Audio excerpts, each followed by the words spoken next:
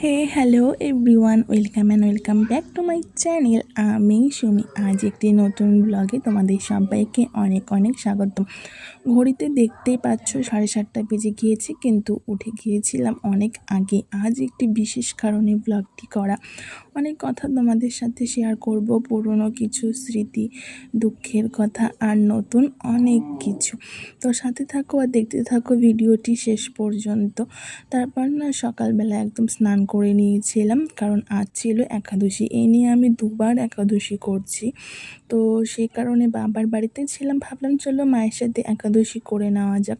আমার পুরনো ফোনটায় অনেক প্রবলেম দিচ্ছিল ক্যামেরা নিয়ে, তো যার কারণে নতুন ফোনটা নেওয়া।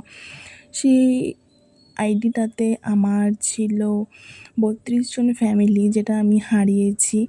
আর আমি জিমেল পাসওয়ার্ড ভুলে গিয়েছিলাম, মনেই ছিল না একদম নতুন করে খোলা এই আমার আইডিটা। তোমরা প্লিজ আমাকে সাপোর্ট করো, আমাকে আমার পাশে থাকো। তো এই হচ্ছে আমার প্রথম ব্লগ। আরও অনেক অনেক ব্লগ, নতুন অনেক কিছু তোমাদের সাথে শেয়ার করব।